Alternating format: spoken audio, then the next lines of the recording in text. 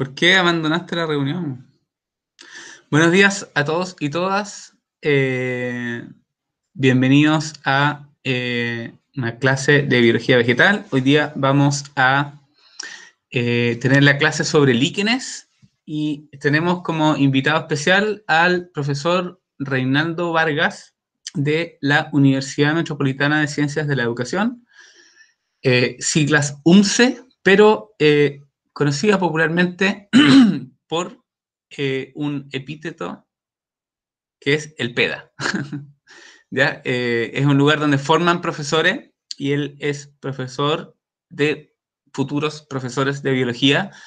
Igual que usted, que una parte de ustedes que se van a dedicar a ser profesores de biología, van a ser colegas después de Reinaldo porque él es originalmente profesor de biología.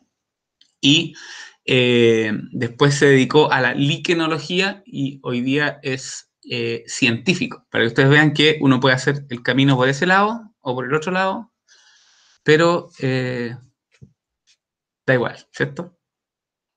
Igual si quieren casa con piscina, este no es la vía para ustedes, ¿cierto? Estás muteado, Reinaldo. Sí, la casa con piscina, eso no es un... No, la vida de ricos y famosos no va por ahí. Sí, A menos que se la hagan como estos locos que uno ve así como en Instagram como a las 2 de la mañana, que lo hacen así con palito y qué sé yo. claro. Esa es potencial la piscina que se O pueden sea, hacer. de hecho yo tengo piscina en mi casa que es de estas plásticas de 1 metro por 1 metro. Así que podemos decir que tengo casa con piscina, pero Claro. bueno, sí. Ya. Entonces, después de estas divagaciones sin sentido, yo te agradezco, Reinaldo, que compartas tu tiempo de la mañana con nosotros. Supongo que tus cabros están durmiendo hasta ahora o los tienes secuestrados ahí en una pieza con un No, plato con agua. yo estoy secuestrado en la pieza de los niños. Ah, excelente. Ya, así que tomen nota porque esto es parte de la materia del curso, ¿ya? Así que después tienen la prueba coeficiente 3 de esto la próxima semana, ¿cierto? Ya, muy bien, los dejo entonces con Reinaldo. Ya. Bueno, gracias por la introducción. Buenos días a todos. Vamos a hablar hoy día de un poquitito de diversidad y estado de conocimiento de los líquenes en Chile, pero vamos a partir primero hablando de la biología de este grupo, ¿ya? Hay que partir inicialmente diciendo que los líquenes son una de las estrategias ecológicas que nosotros vamos a encontrar en hongos, ¿ya? Y eso es lo primero que uno siempre tiene que tener así como claro con el grupo. Los líquenes no son organismos diferenciados que tengan su propia historia evolutiva aparte, ¿ya? No es que estén los hongos y los líquenes por separado, sino que hay que entender a los líquenes como eso, como una de las tantas estrategias ecológicas que vamos a encontrar en los hongos, ¿ya? Y estos son los líquenes, ya son organismos que son bien conspicuos, están presentes en todos los ambientes terrestres, ya desde un par de metros bajo el nivel del mar o incluso en la orilla de cursos de agua, hasta se les ha encontrado a los 7.500 metros sobre el nivel del mar. El punto más alto en el que yo he estado en Chile han sido 5.600 metros sobre el nivel del mar y he encontrado líquenes y se le encuentra desde los trópicos hasta lo más al sur que yo he estado, son menos 80 grados sur en la Antártica y he encontrado líquenes, ¿ya? Entonces son organismos que aguantan súper bien distintas condiciones adversas y en general se les denomina que son organismos de características extremófilas, ¿ya? Lo que es un poquitito un estirar el chicle de sus cualidades, porque en general los líquenes pueden utilizar cualquier ambiente, ¿ya? Mientras la competencia con otras especies que utilizan los mismos nichos sea baja, pueden ocupar los mismos ambientes. Pero la gracia es que en condiciones muy extremas, como por ejemplo en nunataks, ¿ya? Que son cumbres montañosas que están descubiertas de hielo en la parte continental de la Antártica, tanto en invierno como en verano, los únicos organismos macroscópicos que nosotros vamos a poder observar son líquenes, ¿ya? Eh, y en condiciones que no son tan favorables para otros organismos macroscópicos, como por ejemplo las zonas de retroceso de glaciares, son los lugares ideales donde nosotros vamos a encontrar alguna especie de líquenes porque son muy buenos colonizadores, pero son malos competidores, ¿ya? Los líquenes son tan resistentes que incluso pueden sobrevivir a condiciones eh, eh, del espacio exterior, así como condiciones simuladas de la superficie de Marte. ¿Ya? Hay un par de trabajos recientes donde han llevado líquenes eh, que son líquenes desérticos, entonces ya tienen ciertas adaptaciones a sobrevivir con baja disponibilidad de agua. Y se los ha llevado hacia la Estación Espacial Internacional, se les ha puesto en algunas plataformas especiales donde están expuestos a las condiciones del espacio exterior, rayos ultravioleta, rayos cósmicos, etcétera, con una suerte, por supuesto, de graduaciones desde completamente expuestos a no expuestos, por un periodo de 18 meses aproximadamente, y luego se los trajeron de vuelta a la Tierra, midieron los niveles de respuesta fotosintética, ¿ya? Y encontraron de que todavía podían hacer fotosíntesis, habían evidencias de daño, por supuesto, ¿ya? Pero eran organismos que eran capaces de sobrevivir por 18 meses en el espacio, volver a la Tierra y no tenían ningún problema, ¿ya? Entonces no es tan loco pensar de que si hay algún tipo de forma de vida macroscópica observable al ojo desnudo para nosotros en la superficie de Marte, eh, podría ser algo semejante a un líquen o incluso líquenes propiamente tales. Ahora, por supuesto, eso tiene conflictos con la visión evolutiva que nosotros tenemos de los organismos y asumimos que los hongos surgieron en el planeta Tierra y por tanto encontrar el mismo tipo de organismo en otro planeta, a menos que haya ocurrido panspermia, es poco probable. Pero, en fin, en líquenes nosotros tenemos toda esta diversidad de morfología, desde talos muy apegados a su sustrato, ya que parecen como costras, que toda esta parte blanquecina, esto es la corteza de un árbol, es el cuerpo del líquen, al que le vamos a denominar talo, como en el caso de las algas. Y lo que vemos acá, estas estructuras redondeadas, son los cuerpos fructíferos de el hongo que participa en esta asociación que está produciendo esporas. Eh, Acá lo mismo, ya en estos discos de color rojizo, es donde nosotros vamos a encontrar la producción de esporas, acá en estos discos de color negro, etcétera, etcétera. ¿Ya? Ahora, cuando nosotros hablamos de líquenes, ¿dónde nos tenemos que situar filogenéticamente? Tenemos que ponernos dentro del contexto de los holomicotas, ¿ya? Entonces, toda vez que nosotros utilicemos el nombre de una especie de líquen, a lo que nos estamos refiriendo es al nombre de un hongo, ¿ya? Yo les había mencionado que los líquenes son una estrategia ecológica en hongos y hay que entenderlos como una asociación de relaciones mutuas y de beneficio mutua entre un hongo y un alga, ¿ya? Y esto es como el modelo más sencillo de esta interacción. Y los vamos a encontrar situados eminentemente en estos linajes más derivados dentro de los holomicotas, ¿ya? Dentro de los amorfea, ¿ya? Eh, Simplemente para ponerlo un poquitito en contexto, ya, esto es una suerte de árbol de la vida, pero pensado principalmente en organismos que son eucariontes. Eh, y quizás esto les pueda ayudar a entender por qué la noción de los 5 reinos, que es la que uno normalmente utiliza, está incompleta, ¿ya? Y eso porque este clado que está acá correspondería al clado del reino Animalia, ¿ya? O animales, u Holozoa en la concepción actual, Holomicota al reino Fungi, y acá está el reino Plantae. Bueno, esta es la visión ahora ampliada del reino Plantae, que considera las rodófitas y a glaucófita también, todos los derivados del... No, hasta rodófita nomás. Todos los derivados de endosimbiosis primaria. Pero ustedes ven que acá hay una serie de linajes súper antiguos que probablemente ustedes no conocen en detalle y están dentro de la bolsa de gatos que se denominan los protistas, ¿ya? Y eso incluye a excavados, a Mebozoa por acá, nosotros tenemos a los criptófitos y tenemos este grupito que son, se denomina SAR, que son los Stramenópila, alveolados y los rizarios, ¿ya?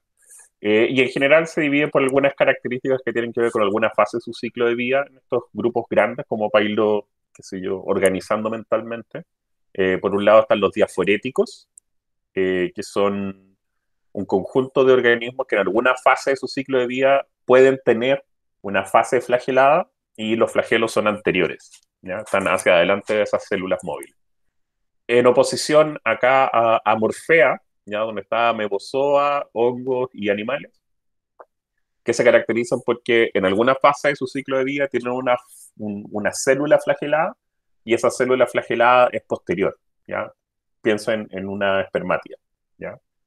Y acá alejado y separado tenemos a Escabata, que son puros grupos raros con flagelos anteriores posteriores, están los ciliados metidos por acá entre medio, ¿ya? Entonces, esta es la diversidad real de organismos eucariontes y como ven la concepción de protistas, hay que verla como un paraguas solamente, ¿ya? Porque en realidad si nosotros quisiéramos organizar de manera natural a todos los organismos eucariontes, deberíamos tener unos 10 reinos solamente para los eucariontes. Pero eso es solo para poner un poco en contexto por qué le damos tanta relevancia conceptual también a Viridae plantae o a las plantas en general, a hongos y a animales. Y es porque esos tres linajes son los que representan la transición hacia la pluricelularidad. Y por tanto son organismos macroscópicos que podemos fácilmente observar. El resto de los protistas, algunos si bien presentan pluricelularidad, esta está reducida, pero en general corresponde a organismos que son unicelulares, ¿ya? Todos eucariontes, pero en general unicelulares. Entonces ahí está el conflicto entre lo que podemos fácilmente observar versus todo el resto de la diversidad que necesitamos ayuda técnica para poder observar. Si nosotros miramos las relaciones dentro de los hongos ya más en detalle, ya nosotros tenemos tres linajes principales, los denominados hongos monocarióticos, ya tenemos a Bacillomycota y tenemos a Ascomycota. Yo no sé si ustedes han tenido algún tipo de formación en los ciclos de vida propios de hongos.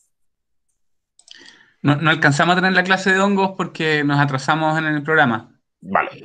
Pero Entonces, pero para hacer un repaso rapidito, los ciclos de vida de hongos son bien especiales porque los hongos, toda la fase del ciclo de vida de los hongos es haploide, ¿ya? Siempre haploide.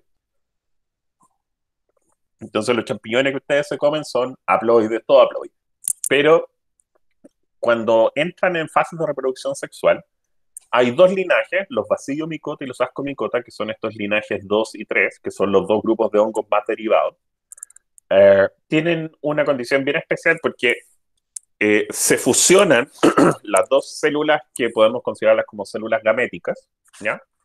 Estas dos células gaméticas se fusionan, pero no necesariamente se fusionan los núcleos, ¿ya? Entonces tenemos singamia o plasmogamia, es decir, la fusión de los citoplasmas, pero no tenemos cariogamia, no tenemos fusión de los núcleos, ¿ya?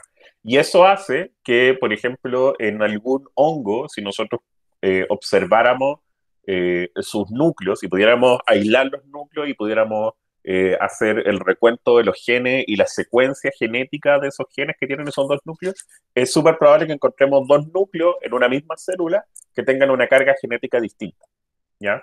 Lo que equivale básicamente a ser diploide, porque tiene dos cargas distintas de genes. Pero en el caso de los hongos incluso pueden ser cuatriploides o pentaploides, porque cada núcleo puede tener su propia combinación de genes. Y solamente en ciertas condiciones especiales, esos dos núcleos que ya están en la misma célula se van a fusionar para generar un estado transicional diploide para después dividirse, ¿ya? Y por eso se hace la separación entre los monocarióticos y el Bacillomycota y Ascomycota, y no se dice dicarióticos, sino que se habla de heterocarióticos porque pueden tener estos núcleos de distinto origen, ¿ya? Entonces, todos estos grupos que vamos a denominar como monocarióticos, que son estos que están acá, como Cryptomycota, Chytridiomycota, Zygomycota, Pucciniomycota, etcétera, son los grupos más primitivos dentro de hongos, ¿ya? Y son los que en general presentan características como de unicelularidad, si son pluricelulares, son bien reducidos, tienen ciclos de vida que son, o buena parte de todo el gasto energético de su ciclo de vida está orientado hacia la producción de esporas, ¿ya? Y tenemos los dos grupos más derivados, que está los basidiomycetes, ya con el gran grupo que son las agaricodicotinas, que son la gran mayoría de los hongos que presentan callampas o setas. Y tenemos a los ascomicetes con su gran linaje acá, los pecisomicotina, ¿ya? Y en el caso de los líquenes, nosotros vamos a tener representantes de hongos liquenizados acá en agaricomicotina y acá en pecisomicotina, ¿ya? Hay algunos grupos que están asociados acá con los grupos más primitivos de Equitrio-micete, no, de Cryptomicota, pero no son eh, o no se consideran como estados liquenizados propiamente tales, sino que como, más bien como interacción. La diversidad de hongos, y ponerlo en un contexto evolutivo y temporal, ya nosotros tenemos la aparición de los linajes más recientes de hongo, o lo que están ya más definidos dentro del reino fungi, que son de hace aproximadamente 1 billón de años a unos 700 millones de años atrás, que es todo este linaje que aparece aquí, ¿ya? Luego, nosotros tenemos por separado estos dos otros linajes que son los Cryptomycota y los Microsporidia, que eran dos linajes que son pobremente conocidos y que se les asocia a los hongos porque tienen características de su ciclo de vida que son semejantes a fungi en general, pero presentan también características particulares. Entonces, pareciera ser un grupo primitivo que tiene un ancestro común con los hongos actuales, pero que ya han divergido fuertemente en el tiempo. Y como ven, la última separación de linajes importantes dentro de hongos ocurrió hace aproximadamente unos 500, 600 millones de años. Y esto es súper interesante porque ocurre acá, en esta barrera entre el, el, el paleozoico con el fanerozoico, ¿ya? Y esto es súper interesante porque aproximadamente en este periodo y en este límite que está marcado acá entre el Ediacaro y acá hay el Cámbrico, es la transición aproximada de los diferentes linajes algales que dieron origen a las plantas terrestres, ¿ya? Entonces nosotros vemos acá que la última gran diversificación de estos dos linajes súper importantes de hongos aparentemente ocurrió antes de esta transición de los grupos más derivados de algas, qué sé yo, la charophyce o la clorofise más derivada, que empezaron a utilizar ambientes fuera del agua para transicionar eventualmente para convertirse en lo que conocemos en la actualidad como plantas terrestres. Esto se refuerza con algunos estudios más recientes que muestran eventos como las últimas grandes glaciaciones y la separación entre el proterozoico y el fanerozoico, para dar origen, por un lado, acá a las plantas vasculares, precisamente acá en esta separación es donde tenemos nosotros la transición al ambiente terrestre, y que se asocia un poquitito a algunas de las separaciones importantes que nosotros vamos a encontrar acá entre ascomicota y basidiomicota. Note que acá ocurren todas estas divisiones dentro de los hongos, y acá ocurre la separación entre los linajes de las algas verdes versus lo que van a convertirse después las plantas terrestres. Y es en el paso hacia el ambiente terrestre ya que se separan estos dos linajes importantes que son los briófitos o los monosporangiados versus los polisporangiados. Cuando nosotros también hablamos de la diversidad de hongos, ya, nosotros también tenemos que ponernos en un contexto de que en realidad lo que sabemos de hongos es tremendamente marginal. Este trabajo que aparece mencionado acá es del año 2017, 2018, si no me equivoco, donde se hace una proyección basado en el número de especies que se describen de manera decadal, ¿ya? Versus la acumulación sustancial de conocimiento en el tiempo, la aparición de sistemas de recuento enciclopédico de información, que son los Dictionary of Fungi, y las transiciones de las técnicas, ya del logos, desde la era premolecular hacia la era postmolecular, y cómo eso ha afectado la tasa de descubrimiento de especies, y se hace una serie de ejercicios matemáticos que hablan de un número bien eh, recatado de especies de hongos que van entre los 2,2 a los 3,8 millones de especies. Lo que todavía puede ser muy, muy recatado porque hay algunas proyecciones que hablan de incluso unas 7 millones de especies de hongos, ¿ya? Pero si eso nosotros lo ponemos en el contexto de la cantidad de especies que conocemos, que son apenas unas 240.000, ¿ya? Eso quiere decir que conocemos el 10% aproximado, o en la tasa menor, el 10% de las especies de hongos, ¿ya? Acá hay varias cosas interesantes que uno podría discutir de estas gráficas, ¿ya? Pero lo más interesante para mí muchas veces es como esta mención de el efecto que tuvo la Segunda Guerra Mundial en la tasa de descubrimiento de especies, porque básicamente toda la ciencia del centro de Europa que dominó básicamente desde finales del 1700 tiene un lapsus, por supuesto, producto de la Segunda Guerra Mundial. Y esto deriva en que en la actualidad básicamente el lenguaje de la ciencia sea el inglés, porque una de las únicas potencias que no sufrió este efecto de detención básicamente de la vía normal fue Estados Unidos, ya en oposición a lo que le pasó a Reino Unido, qué sé yo.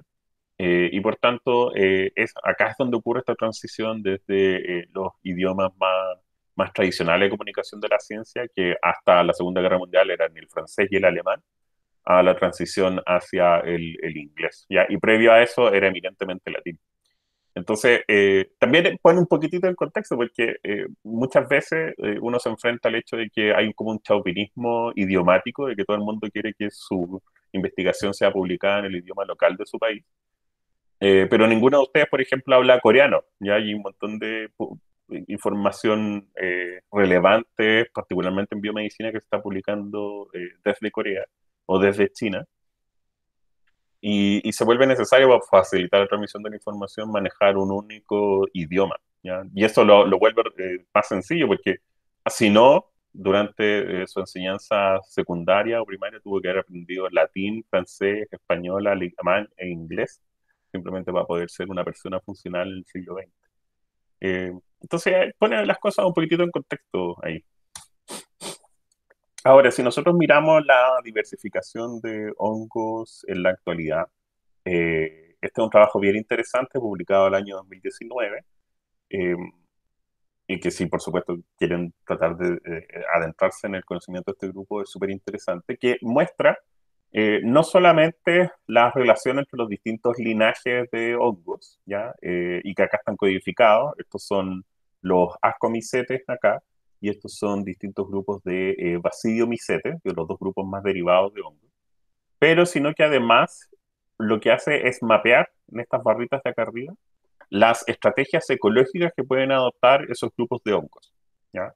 Y la estrategia más diversificada es la primera que aparece acá, que son los saprotrófitos, o los saprófitos, que es la estrategia principal de hongos, que es ser degradadores, ¿ya?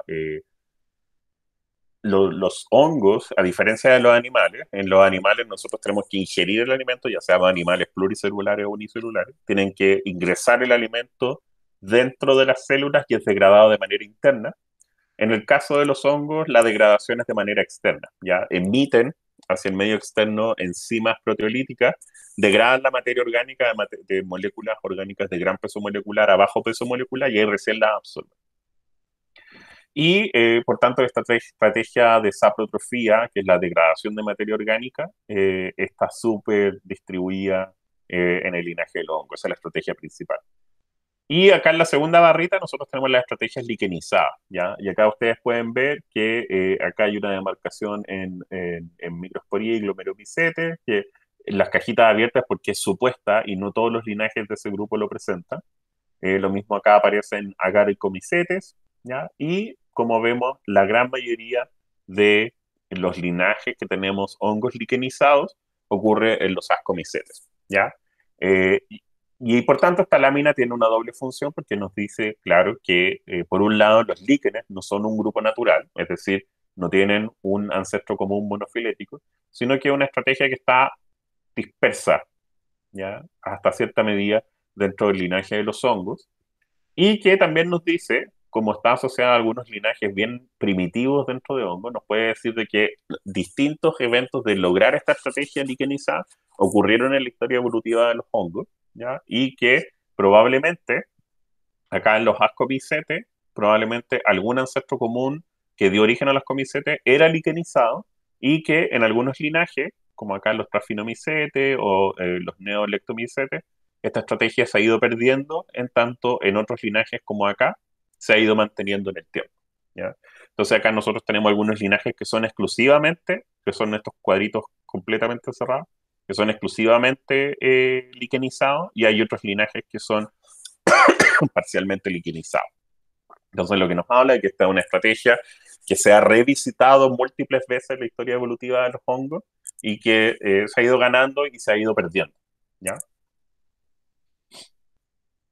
Otra, simplemente para mencionar, otras estrategias que se encuentran son, por ejemplo, parasitoides de algas, que acá en vez de, como en los líquenes, donde nosotros tenemos una interacción de beneficio mutuo entre un componente fotosintetizador y un componente fúngico, en los parasitoides de algas nosotros tenemos que el hongo básicamente está funcionando como un parásito, ¿ya?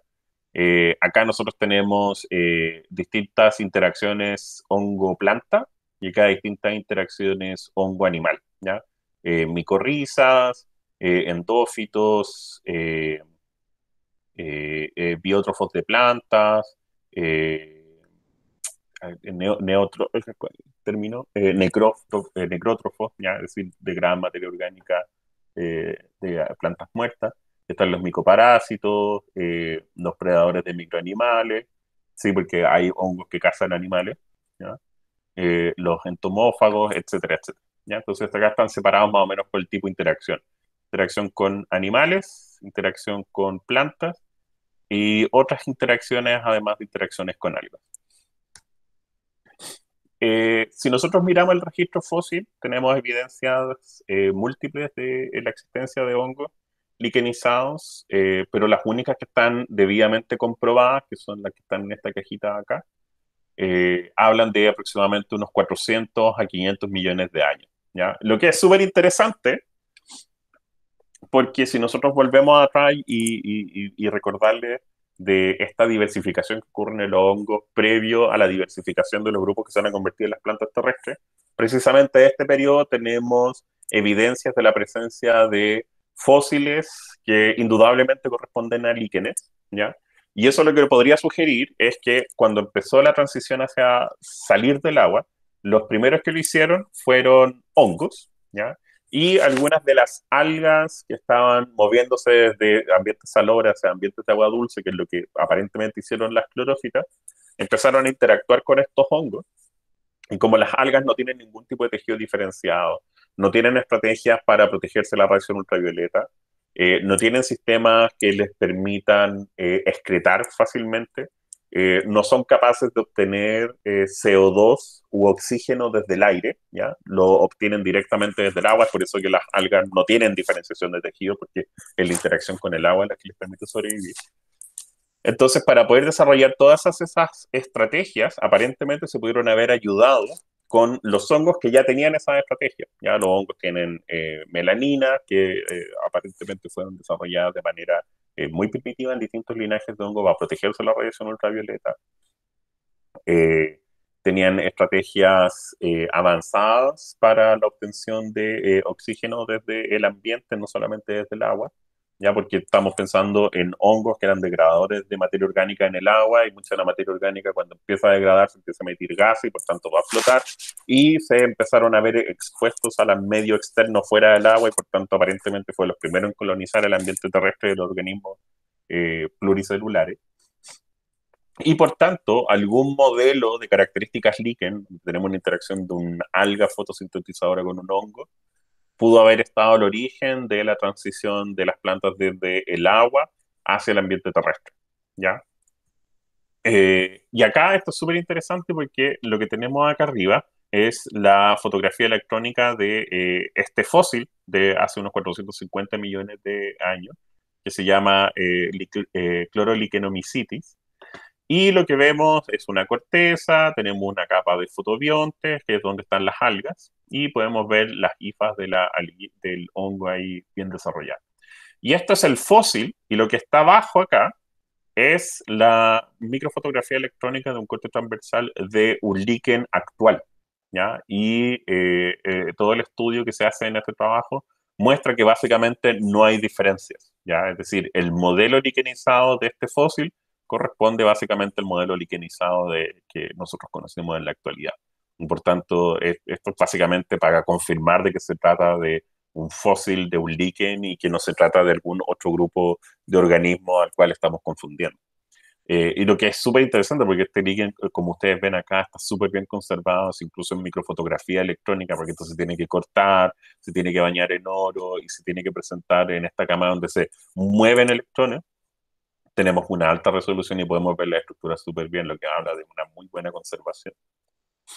Entonces eso nos pone que el modelo líquen o de estas interacciones entre un organismo fotosintetizador y un hongo son muy antiguas y pudieron haber estado asociadas o haber participado en la transición de las algas desde el agua hacia la superficie terrestre. Y hay este trabajo súper interesante del año 2018, ¿ya? Que es un trabajo enorme, porque acá yo solamente le estoy mostrando la mitad del árbol filogenético, porque este es el árbol de los hongos, pero en este trabajo de Luzzoni del 2018, hacia arriba acá tienen este mismo árbol hacia arriba, pero el de las plantas, ¿ya? Y que muestra eventos de transición y de diversificación, como por ejemplo acá la pérdida de los flagelos en los grupos más derivados de plantas de hongos, Basidiomycota y Ascomycota, y que está asociado con el origen de los embriófitos, es decir, el origen de las plantas terrestres, ¿ya? Y que eventos como la aparición de pecisomicotina, ¿ya? Con sus IFAs especiales, que no voy a entrar a discutir eso, ya dentro de los comicetes está asociado a la diversificación luego y a los tiempos de transición y aparición de los briófitos.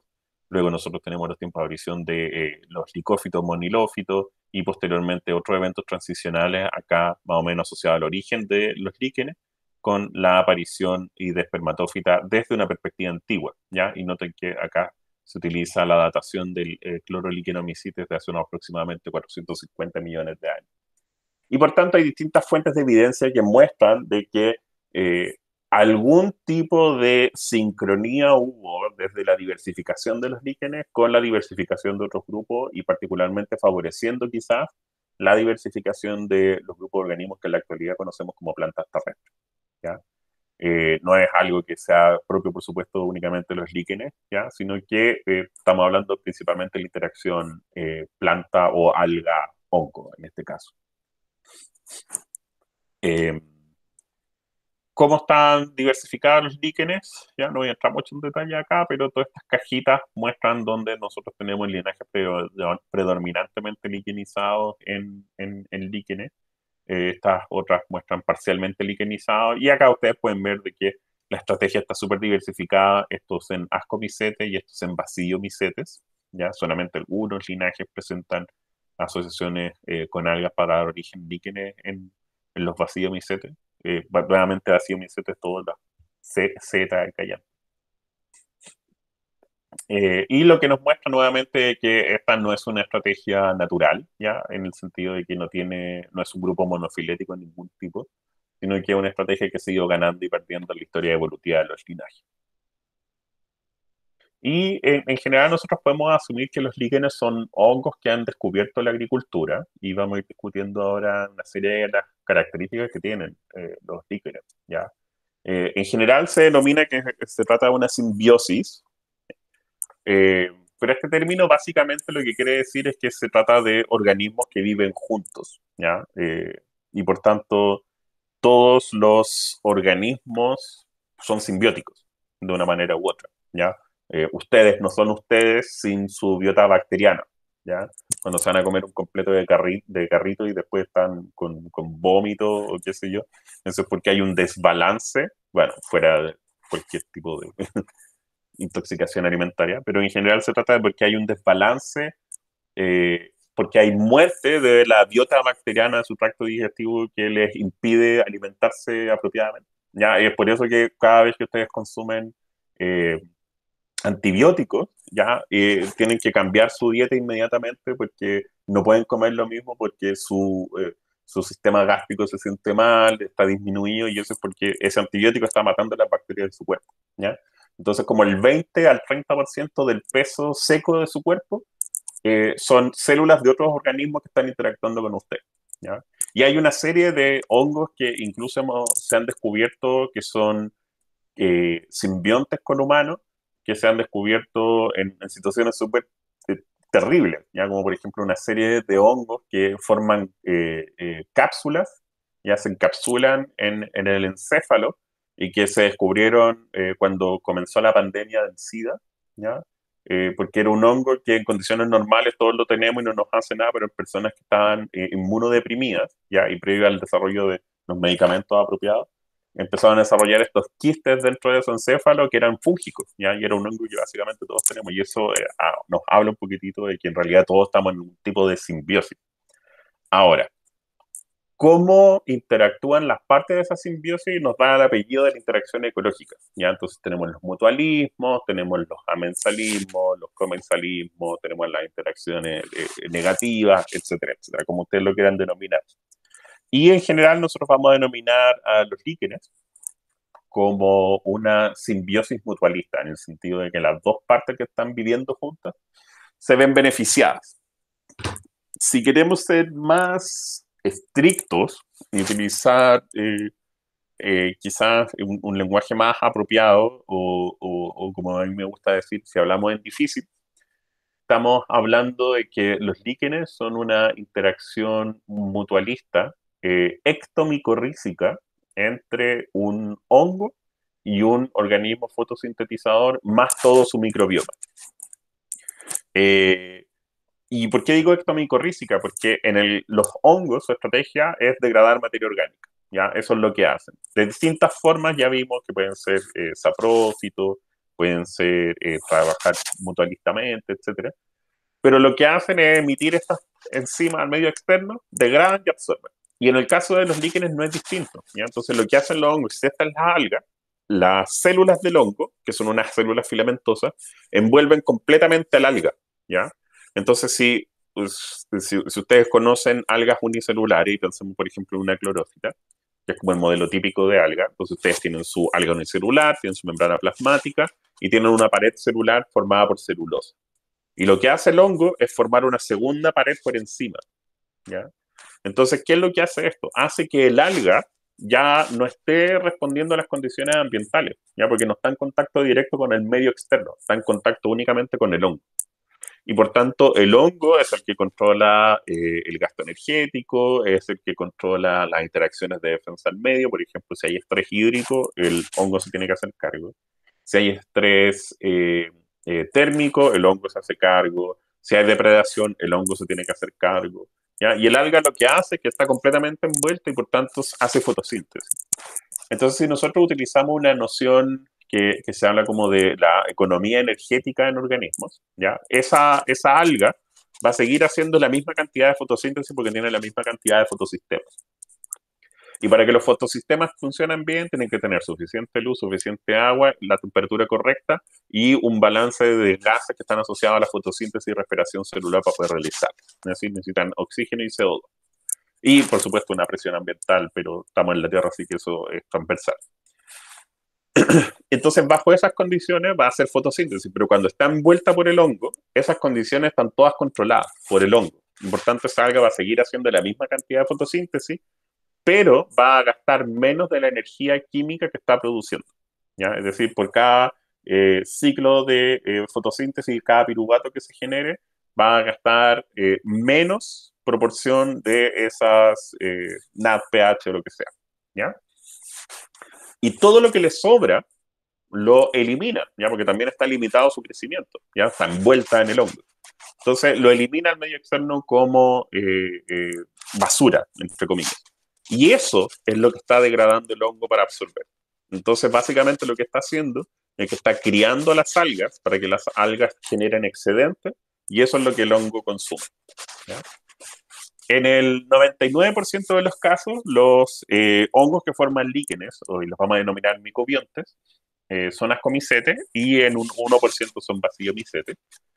Y en el caso de las algas, estas pueden ser o cianobacterias o pueden ser fotobiontes de las clorófitas, pueden ser heterocontófitas, que es donde estamos pensando en feófita particularmente, y en algunos otros grupos como cristófitas, qué sé yo, pero son los menos, ¿ya? En general son o cianobacterias o son clorófitas. Ahora, los hongos que forman líquenes son hongos obligados en esa interacción, ¿ya? Nosotros no vamos a encontrar un hongo que forma líquenes de vida libre, ya tiene que estar asociado a esa alga para completar su ciclo de vida y llegar a la madurez. En el caso de las algas, ya, estas pueden hacer lo que quieran porque básicamente todas las micros les sirven. Y la interacción de ambos es lo que nos da las morfologías típicas de líquenes, ¿ya? Entonces, solamente cuando está el hongo interactuando con el alga se da esta estructura. Ahora, esta estructura en general es dominada por la morfología del hongo, ¿ya? Esto es un ascomycete, ¿ya? Y acá el hongo le queda esta imagen como de placa creciendo sobre el sustrato. Y este es un basidomycete donde ustedes pueden ver este cuerpo que luce casi como un cuerpo fructífero. Pero en algunos casos es el alga el que domina, como en el caso acá de un Coenogonium, donde si ustedes lo miran, esto luce como una alga verde filamentosa por todos lados, ¿ya? Entonces existen esas excepciones. Ahora, ¿cómo se eligen entre sí? ¿Ya? Eso depende de tres elementos en general, que el primero es la disponibilidad de los fotobiontes, es decir, tienen que estar espacial y temporalmente existiendo ambos. Y por otro lado, tiene que haber una cierta compatibilidad que le vamos a denominar como la especificidad, ya que es el rango taxonómico de potenciales grupos de algas y hongos con las cuales, entre las que pueden interactuar entre sí. A los hongos que forman líquenes no les sirve cualquier cosa, ¿ya? Les sirven ciertos linajes particulares. Y a las algas que forman líquenes, ya no se van a asociar con cualquier hongo porque no todos los hongos forman líquenes, ¿ya? Y por tanto existe ahí un rango de selección. Entonces, si una espora de un hongo que forma el líquen llega a un nuevo ambiente, germina y se encuentra con un alga, si esa alga no es la compatible, no va a formar un líquen, ¿ya? Pero puede que sea una alga compatible y va a empezar a desarrollarse esta morfología liquenizada. Pero luego vienen los filtros ambientales, ¿ya? Porque nosotros sabemos que no todos los organismos pueden crecer en todas partes, ya existen cierta selección de las necesidades de lo que vamos a denominar el nicho ecológico, ¿ya? Entonces, nosotros vamos a tener ese filtro ambiental y a eso nosotros en esta interacción le vamos a denominar en cierta medida como la selectividad del fotobionte, ¿ya? ¿Y eso por qué? Porque yo puedo asociarme con un alga, si yo fuera un hongo liquenizado, me puedo asociar con un alga con la que soy compatible, pero la interacción entre ambos no favorece la sobrevivencia en este ambiente en particular en el que se encontraron, ¿ya? Sino que hay otros grupos de algas, quizás otras cepas de la misma especie u otras especies del mismo género con los cuales la interacción es óptima, ¿ya? Entonces, cuando ocurre eso, ya donde no está en el óptimo, básicamente ese hongo entra en un estado como casi de parasitismo, ¿ya? Pues de poco desarrollo porque básicamente está esperando a que llegue, si es que lo encuentra, el alga apropiada. Pero si es el alga apropiada, ahí recién nosotros tenemos una liquenización madura. Nosotros podemos tener segundos simbiontes, ¿ya? Por ejemplo, acá este es un Placopsis, donde nosotros casi todo el cuerpo de este hongo está formado por la interacción de un hongo con una clorófita, pero presenta colonias de cianobacterias en esos cerebritos que se ven ahí, en ambientes que son en general pobres. Y a esa estructura se le denomina un cefalodio, ¿ya? Voy a saltarme esto para hablarles principalmente de que existe, por supuesto, una selección ambiental más bien demarcada por esta interacción, donde incluso algunas especies de hongos, dependiendo del ambiente donde estén, pueden transicionar desde un alga verde a un alga, a una cianobacteria, ¿ya? Y hay varios estudios bien interesantes donde muestran, por ejemplo, en una garganta donde el fondo hay un curso de agua, en las zonas más expuestas, el líquen se asociaba, o esa especie de líquen se asociaba con un alga verde, y que había toda una gradación hasta llegar a las zonas donde la calidad de luz era inferior, donde había solamente interacción con una cianobacteria, ¿ya? Y esto se puede explicar fácilmente por la capacidad que tienen las cianobacterias de capturar longitudes de onda que son fotosintéticamente activas, mucho más eficiente que las algas verdes, ¿ya? ¿Y esto por qué? Porque en las cianobacterias, o en el linaje de las cianobacterias, es donde nosotros tenemos la invención de la clorofila, ¿ya? Y es la misma clorofila que está en todos los organismos que hacen fotosíntesis, no hay diferencia, ¿ya? Es la misma clorofila alfa en todos. Pero además las cianobacterias tienen dos pigmentos que le ayudan a capturar las longitudes de onda donde se activan los fotosistemas, que está cerca como del rojo y del azul, que es la ficoeritrina y la ficocianina. Y por tanto, las cianobacterias pueden capturar suficientes cuantos de luz para activar los fotosistemas en condiciones donde la calidad de la luz es baja, ¿ya? Entonces, ahí es donde nosotros podemos explicar cómo esta transición es el fondo de la garganta, donde la calidad de la luz es baja, versus más después donde la calidad de la luz es muchísimo mejor. Y no hay que olvidar nunca de que esta noción de que los líquenes son un alga y un hongo es una visión simplista, ¿ya? Sino que hay que pensarlo como la interacción entre un alga, un hongo y su microbioma, ¿ya? Y eso es lo que define básicamente esta interacción y que ese microbioma, así como la interacción con el alga, va a estar determinada por el nicho ecológico, ¿ya? Y acá representado por esta interacción entre las temperaturas versus las precipitaciones. Y por tanto hay que moverse un poquitito de este modelo de un hongo, un alga, a un hongo, un alga y su microbioma, ¿ya? Voy a saltarme todos estos aspectos de morfogénesis. Ustedes van a quedar con la presentación, pero esto es un poquitito autoexplicable. Quisiera pasar a aspectos, por ejemplo, acá de cómo interactúa la simbiosis. Y lo que muestra acá es un mismo individuo en estado seco versus mojado. Mostrar un poquitito cómo funciona la fisiología de este grupo, ¿ya? Donde esto es una medición hecha directamente sobre estos individuos en Alemania Central, entonces estamos hablando de un clima temperado, semejante a lo que encontraríamos en un lugar como Temuco, y donde vemos que en el periodo invernal, ¿ya? O en el otoño más bien, nosotros tenemos una transición o un periodo donde existe intercambio activo de CO2, y que es básicamente una señal de fotosíntesis, que se mueve en un span de unas 2 a 3 horas diarias. Eso quiere decir que de las 24 horas en el día, fisiológicamente hablando, los líquenes estarían activos en este ambiente por unas 2 a 3 horas diarias.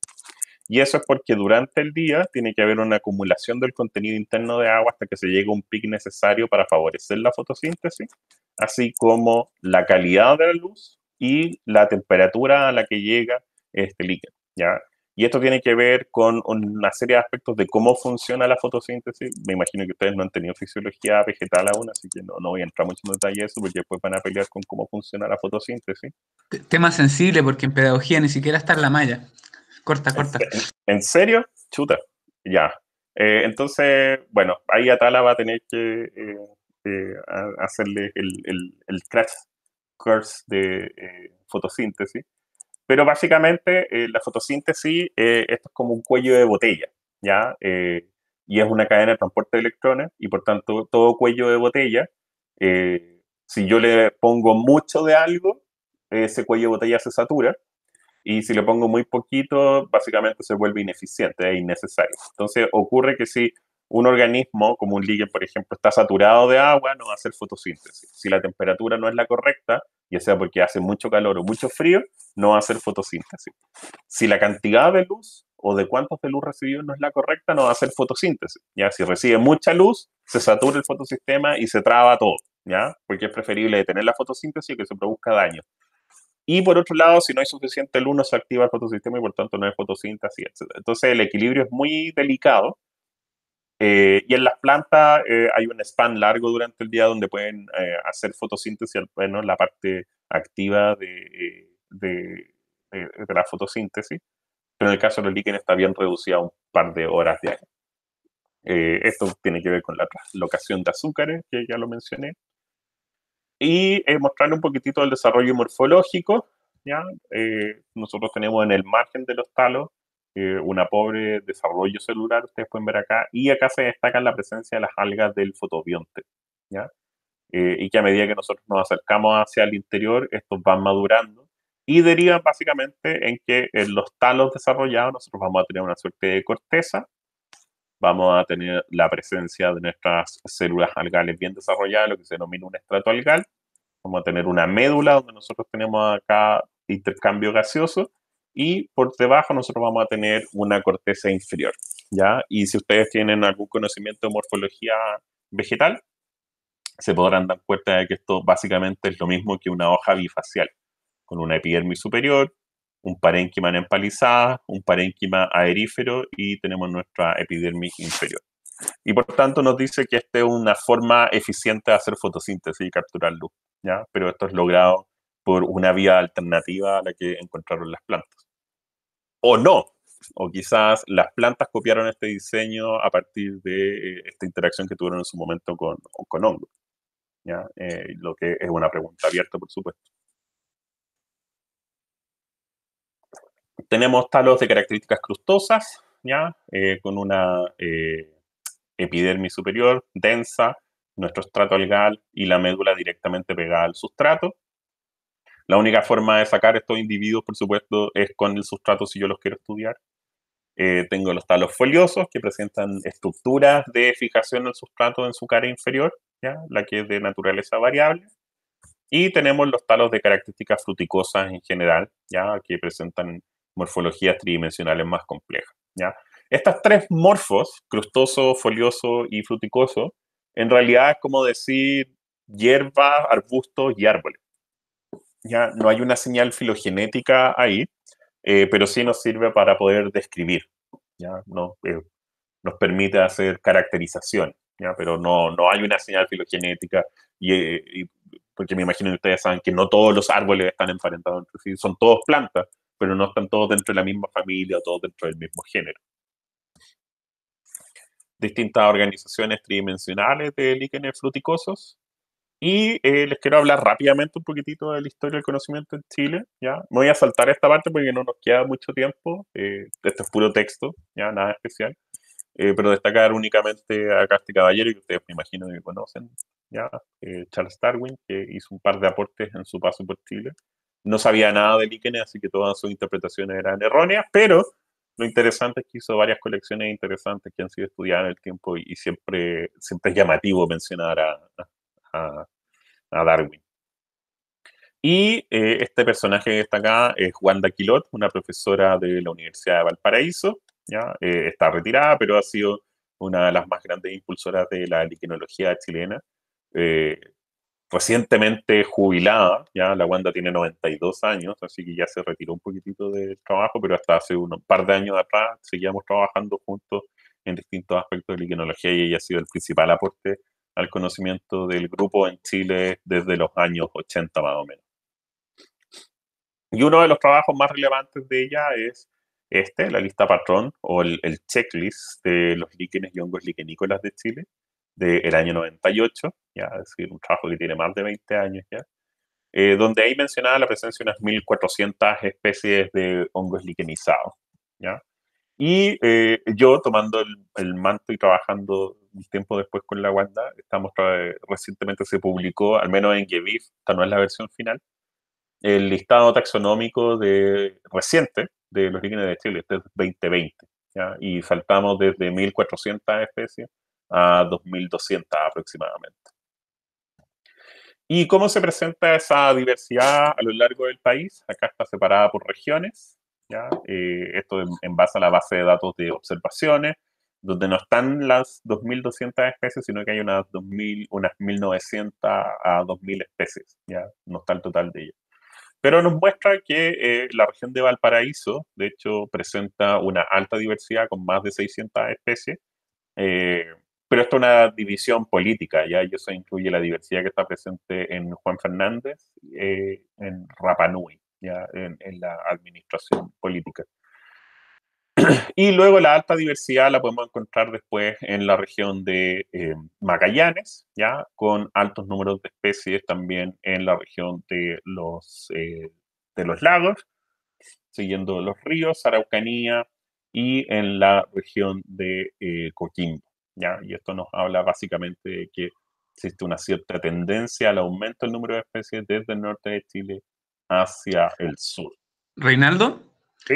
si le sacáis lo de isla y lo dejáis continental, ¿queda como el patrón de los briófitos?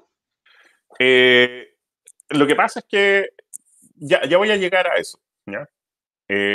Porque acá lo que estoy mostrando es el número de especies y esta es una curva de regresión, ya para mostrar si la riqueza de especies básicamente se explica por la región y la organización que tienen de norte a sur. y el R cuadrado acá es súper bajito, ¿ya? Y esto es una señal que me dice que en realidad no hay una buena correlación, ¿ya? Es decir, no me está explicando realmente la diversidad esta distribución latitudinal. Si yo lo veo a una escala distinta, por ejemplo, en un grado cuadrado, eso es un grado de latitud, perdón, de latitud y de longitud, veo que hay zonas que tienen mayor conocimiento, ya, como por ejemplo acá la península de Mejillones, todo esto corresponde a básicamente Fray Jorge, toda la costa de la región de, perdón, esto es Llanos del Challe, qué sé yo, esto es Fray Jorge, esto es la costa de la región de Valparaíso, parte de la región metropolitana, bajo conocimiento de la región de O'Higgins, ¿ya? Y luego ya partimos de nuevo entre al sur del Biobío, toda la región de los lagos, la región de los ríos, la Araucanía, y luego de nuevo alto conocimiento acá en la zona que es la península de Brunswick y acá el inicio de Tierra del Fuego. Y por tanto esto nos da un patrón bien curioso porque nos está diciendo de que hay algunas zonas que se conoce harto y otras zonas que se conoce poco. Y particularmente las zonas que se conoce harto es fácil ubicarlas en términos de su particularidad botánica, ¿ya? Acá en, en la península de Mejillones hay un cerro que se llama Cerro Moreno, que es un parque nacional, donde en la punta ya hay una alta diversidad de especies, a pesar de que es Antofagasta, que se mantiene producto de la presencia de las neblinas costeras, ¿ya? Acá tenemos una serie de lomas también en la tercera región, o en la antigua tercera región. Me imagino que ustedes han escuchado hablar de Fray Jorge, que tiene remanentes del bosque que empieza de nuevo por acá, ¿ya? Y que se alimenta también de agua desde las neblinas costeras. Acá tenemos todos los elementos del bosque higrófilo y también otros remanentes de los bosques templados que quedan. Y acá ya empieza el bosque templado de verdad, que es toda esta parte bonita que siempre se vende turísticamente en Chile y que por tanto cada investigador que ha venido a Chile va precisamente ahí porque hay una alta diversidad de especies que son fáciles de colectar. ¿Y eso por qué no se continúa en la región de Aysén? Porque bueno, no hay caminos. Entonces eso dificulta la colecta acá y por eso se ve que hay una baja diversidad. Y que luego se dispara nuevamente en la península de Brunswick, que es donde está Tierra del Fuego, perdón, que es donde está Punta Arenas. Y eso nos habla únicamente de visitas que están súper dirigidas, porque acá tenemos una alta diversidad y tenemos acá otro cuadrito con alta diversidad, que acá es donde está Torres del Paine, ¿ya? Que son estos hitos a visitar. Entonces, si nosotros miramos el número de especies por región, ¿ya? Que es lo que les mostré recién, y lo asociamos con el número de registros, vemos que hay regiones donde tenemos una alta cantidad de registros sobre 3.000, con más de 200 especies, y la región de Magallanes tiene más de 4.000 registros, al menos en la base de datos que yo estaba utilizando, con sobre 600 especies, ¿ya? Y si nosotros mapeamos estos registros de acuerdo al área, ¿ya? Nosotros vemos que acá están estos puntos marcaditos que muestran dónde se ha concentrado el esfuerzo del muestreo para el conocimiento de los líquenes en Chile. Y ahí está Cerro Moreno, ahí está Fray Jorge, y esta es la región metropolitana y la región de Valparaíso, y esto es todo producto de quien les habla, porque es donde yo trabajo, básicamente. Entonces, esto muestra que en realidad la tendencia que hay acá, o este aumento que hay acá, tiene que ver únicamente con el esfuerzo de muestreo. Y donde tenemos zonas acá donde el esfuerzo de muestreo ha sido bajo, o al menos en mi base de datos demuestra que es bajo, tenemos poco conocimiento de la presencia de especies, ¿ya? En el norte de Chile es distinto, ¿ya? Porque acá están los registros y como ven acá hay una serie de registros en la parte cordillerana del norte de Chile, pero tenemos baja riqueza, ¿ya? Y eso porque básicamente no hay líquenes ahí. Y de nuevo acá, esta es la región de los lagos, acá están todos los parques bonitos y todos los lagos bonitos donde todo el mundo quería ir a vacacionar desde la Araucanía hasta la región de los lagos. Y esta es la península de Brunswick. De hecho, ahí, en ese punto, está Punta Arenas, ¿ya? Entonces, todo esto son las colectas alrededor de Punta Arenas. Si nosotros lo movemos por microclima, por macroclimas, perdón, vemos que la distribución de la diversidad es más o menos semejante, lo mismo por bioclimas. Y el origen de estas especies en términos biogeográficos nos muestra que cerca del 20% de las especies, al menos de esta base de datos, corresponde a especies endémicas de Chile. Hay que ponerlo también, por supuesto, con un poquitito de distancia, porque este endemismo está medido a nivel de los límites administrativos de Chile, ¿ya? Y a los organismos les da lo mismo eso, ¿ya? Entonces hay una serie de ambientes que están presentes en Chile que compartimos con países cercanos donde algunas de estas especies potencialmente se podrían presentar y que están representadas en este grupito acá de las neoaustrales, que corresponderían a especies que son propias del cono sur de Sudamérica, es decir, Chile y Argentina. Entonces, si quisiéramos ser más estrictos, probablemente parte de estas especies australes y neoaustrales deberían caer también dentro del endemismo, lo que es bastante alto en general.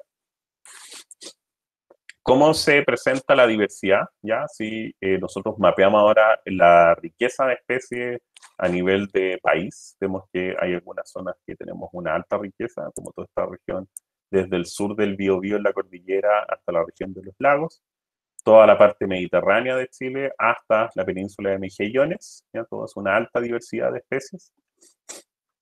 Y como vemos, a medida que bajamos latitudinalmente existe una curva no muy clara de relaciones. Pero si nosotros tomamos todas estas observaciones y todos los puntos de registro, que son cerca de 20.000, y tratamos de hacer una extrapolación sobre el número potencial de especies en Chile, el número que yo estoy manejando en la actualidad es como de 2.200, pero esta proyección lo que sugiere es que aproximadamente en Chile deberían haber unas 2.500 a 2.600 especies de líquenes. Y eso basado solamente en la observación de esta base de datos que, como ya les dije, está incompleta. Entonces eso quiere decir que probablemente hay más de 3.000 especies de líquenes presentes en Chile. No les voy a hablar del endemismo, ¿ya? Sí les voy a hablar brevemente de las amenazas. Este es el área de ocupación potencial utilizado por los líquenes en la actualidad, unos 650.000 kilómetros cuadrados, y que de acá al 2070, en un escenario de bajo impacto humano, y eso quiere decir de que haya políticas fuertes de disminución de la emisión de gases de efecto invernadero y particularmente CO2, y que baje la concentración de CO2 atmosférico, va a haber una pérdida de casi 40.000 kilómetros cuadrados de potencial superficie de ocupación para los líquenes, y que de acá al mismo año 2070, pero en un escenario donde todas las emisiones se mantengan igual que ahora, en los próximos 50 años, va a haber una disminución de casi 120.000 kilómetros cuadrados. ¿Ya? Lo que quiere decir es que acá la cosa no se viene tan bonita, pensando que al gobierno actual se le ocurrió no firmar el Tratado de Escazú y no está ni ahí con firmar el Tratado de Nagoya. Ahora, miremos algunos líquenes, ya aprovechando que tenemos unos 2 minutitos extra. Simplemente acá les quiero mostrar parte de los calados y las especies que me gustan a mí, ¿ya? Esta es una cosa súper especial, se llama Santesonia cervicorni. Esta es la única especie de Santesonia en Chile que tiene esta morfología como de cuernos y es una especie errante. Eso quiere decir que no está sujeta a un sustrato, sino que se empieza a desarrollar como esa estructura tridimensional, aparentemente para favorecer la captura de agua de la neblina en el norte de Chile. Esta especie se conoce solamente de un sitio cerca de Iquique. Hay 2 especies más de Santesonia que están en Perú, pero ya es como en la parte más tropical de Perú.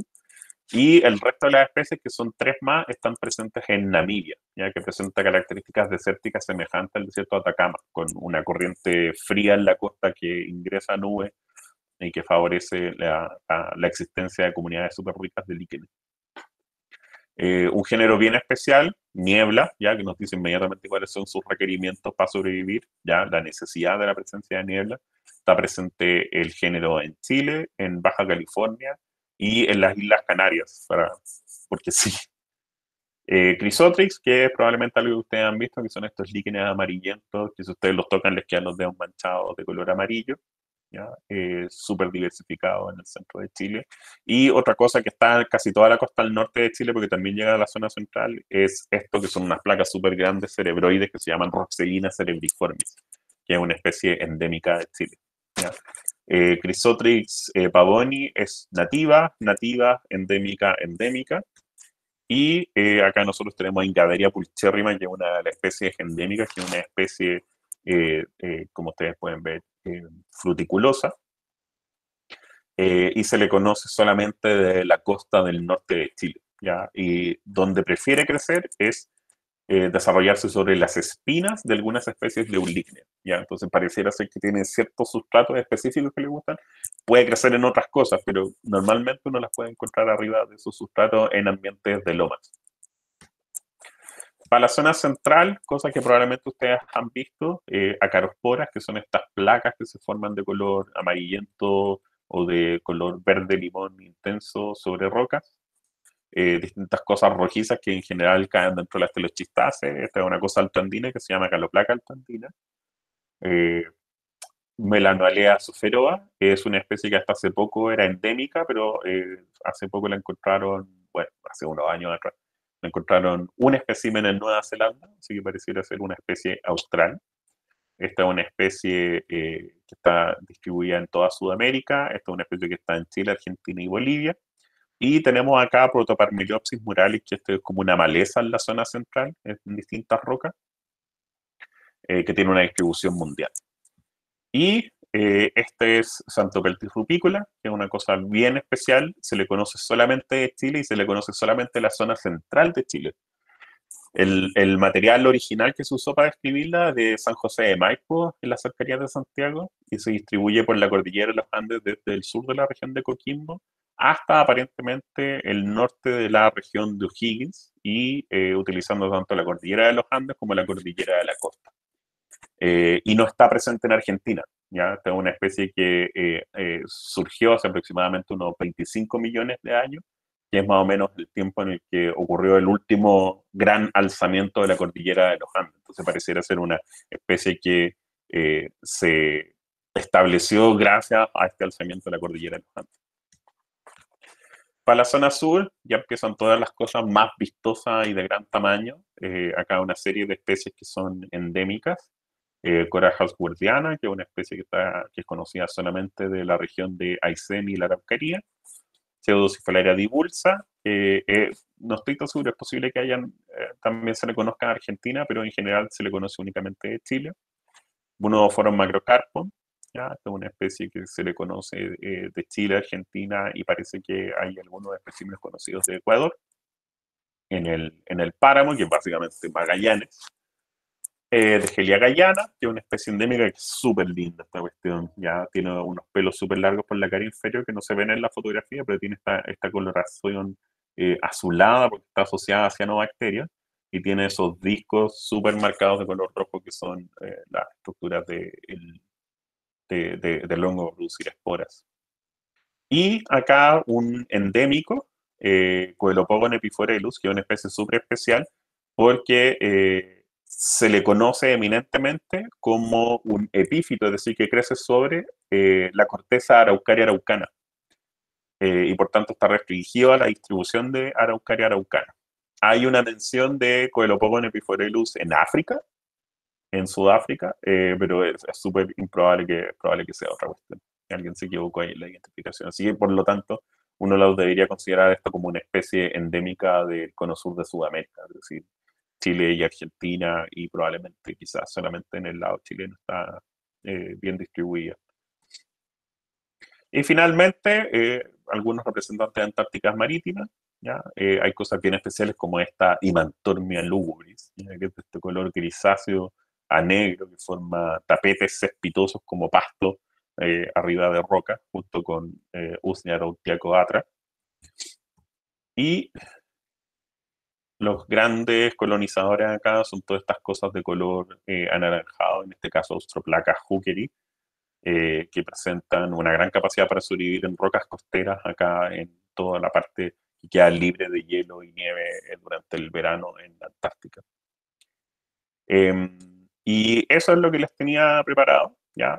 Por supuesto, todos los agradecimientos a los que han financiado a que me dedique a lo que hago y a toda la gente que me ha dejado explotar su herbario para poder robarles información.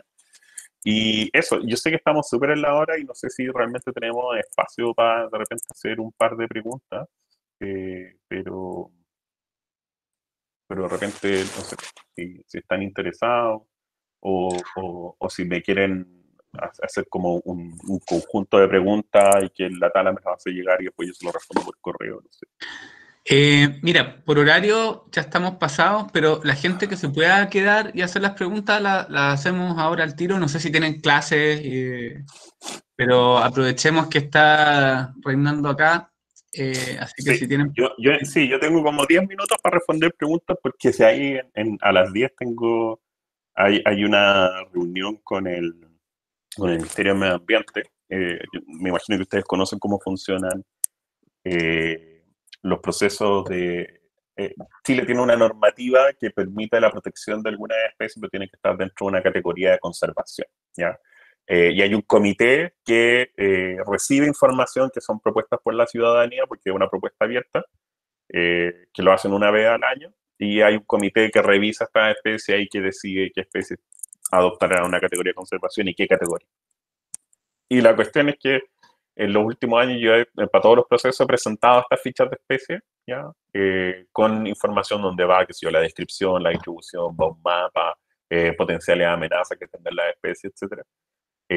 Y una vez que se reciben todo eso, el comité lo revisa, y eso es lo que estuvimos haciendo ayer en la mañana, y hoy día a las 10 parte otra reunión con ellos eh, como para conversar de las especies que yo propuse y se les puede asignar una propuesta de categoría de conservación.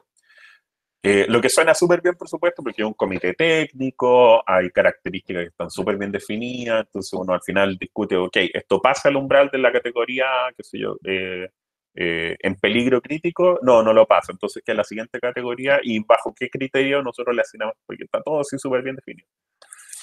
Y eso se genera una propuesta que entra después a participación ciudadana, entonces cualquiera puede ver la ficha y decir, oye, ¿sabes qué? Yo tengo 2 registros más para esta especie y cambia la distribución, no sé.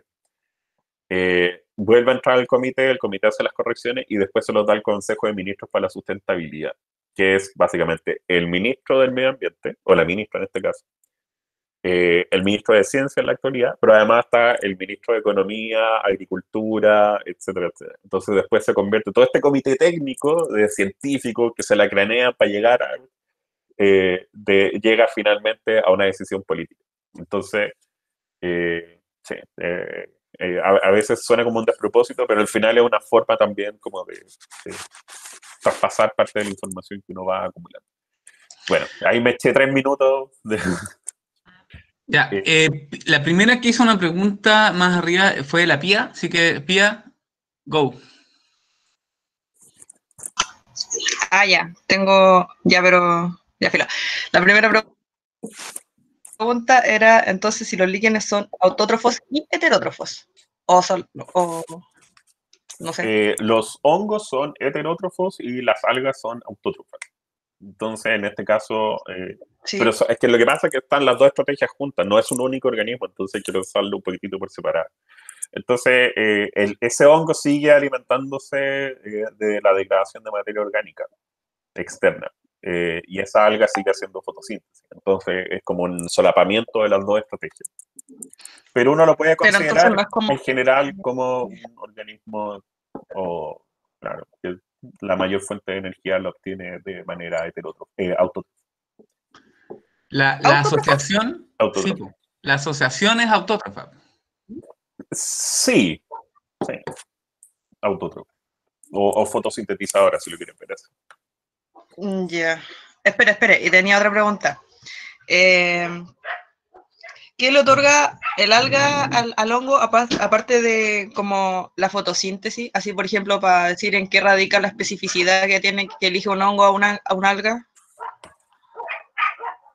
Eh, las señales que determinan cómo se seleccionan, ¿ya? Es decir, el rango taxonómico del hongo versus el rango taxonómico del alga, y cómo se seleccionan, eso no es tan claro, y eso probablemente tiene que tener que ver con algún tipo de sistema de histocompatibilidad, así, pero así como claridad absoluta de eso no hay. Y eso se debe a que no es posible aún fácilmente cultivar líquenes. Y eso es porque por mucho tiempo se trabajó bajo la premisa de que era un alga y un hongo. Y en realidad es un hongo que nosotros sabemos que tiene múltiples genomas de repente participando juntos, y por tanto hay que asumir lo que es como una comunidad de hongos con una comunidad de algas, y por tercera parte el microbioma, es decir, todo el conjunto de microorganismos que están asociados. Y por tanto es mucho más complejo que simplemente una alga aislada y el hongo aislado, ¿ya? Entonces hay otras cosas que están participando entre sí. Entonces, no hay muchas experiencias exitosas de cultivar líquenes en laboratorio, a pesar de que los líquenes están en todos lados. Y eso tiene que ver porque probablemente parte de la señal inicial guarda relación con la presencia también de este microbioma. ¿Otras preguntas? Ya, ¿puedo hacer la última pregunta? Sí, Ah, dale. yo tengo, ya.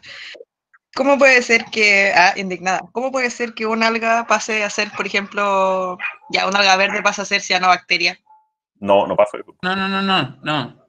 Un talo, un mismo hongo, No puede en entiendo. una parte estar asociado con una alga verde Claro. y en otra parte cambiar el fotobionte por una cianobacteria. Sí. No, Ya, no, a eso se sí. refería A ya. eso me refería con cambiar, pero no es como que una cianobacteria deje de ser una cianobacteria o una Ya, alga deje de ser una alga verde, pensando. Ya, había ya. una pregunta sobre los pigmentos, si se podían extraer los pigmentos de los líquenes. Sí. Con acetona se pueden extraer. Uno lo hace regularmente porque parte de la identificación de algunas especies es en base a su perfil químico. Uno hace cromatografía y cosas así, y el principal solvente que se utiliza es acetona. Entonces, si ustedes cortan un pedacito de líquen, lo ponen en un tubo de ensayo y le echan acetona, todo eso se va a teñir rápidamente. Que es uno de los usos, de hecho, en líquenes. De hecho, los mapuches y particularmente los tehuelches utilizan estas barbas de viejo, son unos líquenes largos y pendentes. Lo utilizaban para teñir, bueno, todavía lo usan para teñir lana. Esos colores café o negro en la lana, usualmente lo hacen con barbas de viejo, con líquenes. Eso iba a mencionar, porque que en el fondo varios pueblos originarios usaban líquenes para tintura, y en la costa de Valparaíso tenemos el caso de la Roxela, que parece que ya no se llama Roxela, pero la Roxela portentosa. Roxelina portentosa. Cuéntanos de esa. Bueno, es que sí, en Chile no se utiliza mucho, pero hay una especie que se llama Roxela tinctoria, que parecía alguna de las especies que están presentes en Chile, que crecen en Islas Canarias y en buena parte de la costa del Mediterráneo, y que se utilizaba para obtener el color índigo, ¿ya? Y que era un color que se utilizaba pues, para teñir tela y teñir seda, y que era un símbolo de alcurnia, porque era tan difícil de conseguir y era tremendamente caro, porque básicamente estáis sacando toneladas y toneladas de líquenes, que es una cuestión que además crece súper lento. Pero eso, en Chile no se utilizó mucho, pero en Europa se utilizó muchísimo. O sea, cuando se habla del púrpura, incluso como en la literatura clásica, se habla que tomó el púrpura, que era como básicamente que tomó un cargo de dignatario y era simplemente una prenda que estaba teñida de índico por la utilización de Roxela tinctoria, que era una señal de importancia, por ejemplo. De Quiqués. De Ya, Quiqués, sí. Emilio Bello tiene una pregunta. Hola, sí. Hola. En el caso de estos líquenes que crecen sobre la superficie de las rocas, ¿los hongos descomponen la roca? ¿O qué ocurre? No, o sea, hay un grado de degradación, por supuesto, pero la única forma de evidenciarlo así como bien es con microfotografía electrónica. Entonces eso te habla que en realidad no es tanto más grande que la degradación que pueda tener esa roca producto de la lluvia o el viento, lo que sea. Y eso es porque los líquenes normalmente son como un sistema autocontenido, ¿ya? Entonces, no todos los organismos necesitan obtener sustancias del medio externo, ¿ya? Todos los organismos autótrofos, que hacen fotosíntesis, igual necesitan microelementos del medio externo, necesitan calcio, necesitan distintos minerales, necesitan magnesio para hacer clorofila. Eh, y lo obtienen en el caso de las plantas desde sus raíces cuando está disuelto en el agua que absorben, etc. Pero en el caso de los líquenes, todos esos microelementos los obtienen desde el medio externo, ya no tienen sistemas de excreción. Entonces, por ejemplo, si hay un líquen creciendo arriba de una roca y llueve, ya esa gota cuando cae desde la nube, a medida que pasa por el aire, ya que el aire no es vacío, ya va acumulando cuestiones que están disueltas y eso cae arriba del líquen y el líquen lo acumula. Entonces así obtiene los microelementos y otras sustancias que necesita para desarrollarse. Y por tanto, en ambientes que son muy pobres, se favorece la presencia de líquenes que están asociados a cianobacterias, por ejemplo. que las cianobacterias toman el nitrógeno ambiental, que es inorgánico, y lo pueden precipitar hacia nitrógeno orgánico, que es súper importante para hacer ácidos nucleicos y proteínas. Antonia. Sí. ¿Cuánto se demora aproximadamente un líquen en formarse? Las tasas de crecimiento son súper bajas, ¿ya? En ambientes que son muy extremos, como por ejemplo en la Antártica, por ejemplo la Antártica marítima, que son las zonas costeras, en el verano austral, por 2 o 3 meses están libres de hielo y el resto de los 9 meses están cubiertas de hielo. La cantidad de tiempo que pueden crecer por la temperatura y todo este equilibrio de condiciones pueden ser horas al año, ¿ya? Y por tanto, las tasas de crecimiento son inferiores a milímetros de diámetros anuales. Pero en otros ambientes que son mucho más estables durante el año, ¿ya? Y que presentan variaciones de temperatura diaria que son más o menos semejantes a la variación de temperatura anual, como por ejemplo en el bosque templado en el sur de Chile, donde puede hacer calor en la mañana y en la tarde está lloviendo, ya sea en verano o en invierno. Las tasas de crecimiento son mayores, o sea, hay pseudocefalarias que pueden crecer centímetros por temporada, entonces es bien variable. Mientras más extremo es el ambiente, uno asume inmediatamente una tasa de crecimiento menor.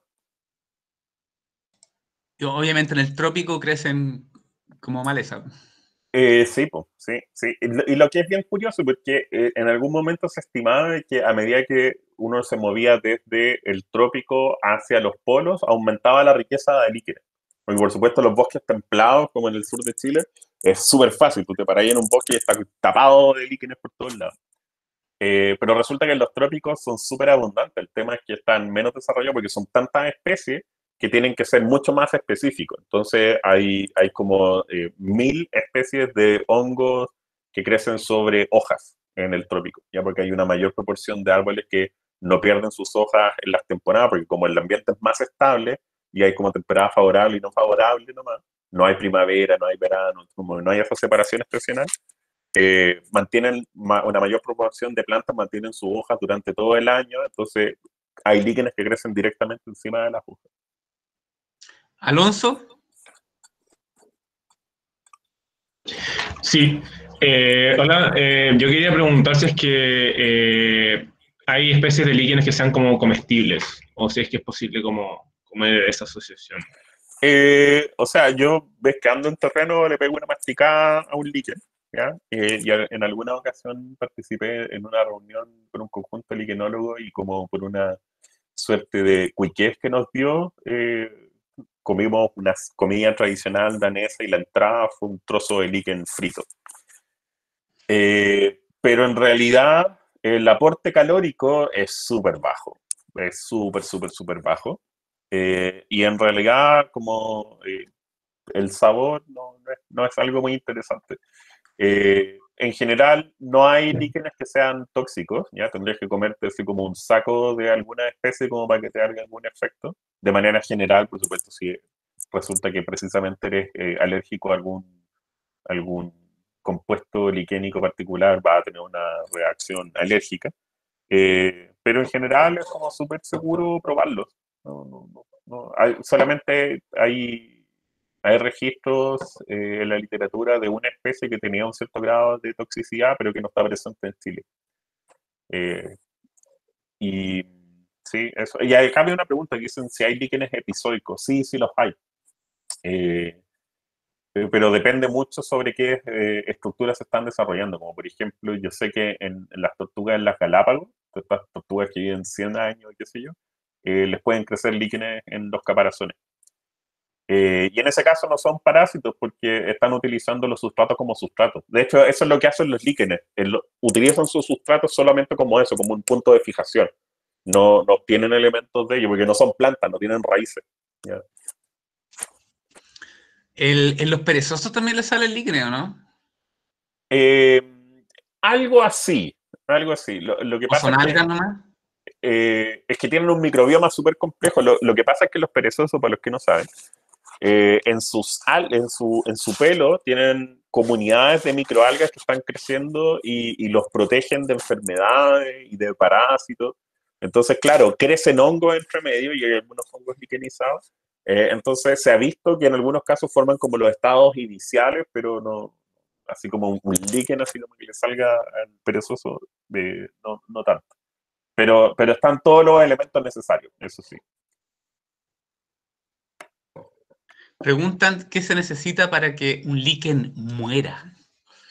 Cualquier cosa. O sea, si ustedes, por ejemplo, salen al patio de su casa y encuentran una piedrita con un líquen, y tienen que romper la piedra para sacarlo, el solo hecho de sacarlo de ahí y cambiarlo de lugar, ya está condenado ese líquen, porque imagínense que le tomó 60, 70 años para crecer, para tener unos 3, 4 centímetros de diámetro, y por tanto está increíblemente adaptado a esa condición particular, con esa orientación, con esa inclinación, con ese input de agua. Entonces cualquier modificación pues, resulta básicamente catastrófico.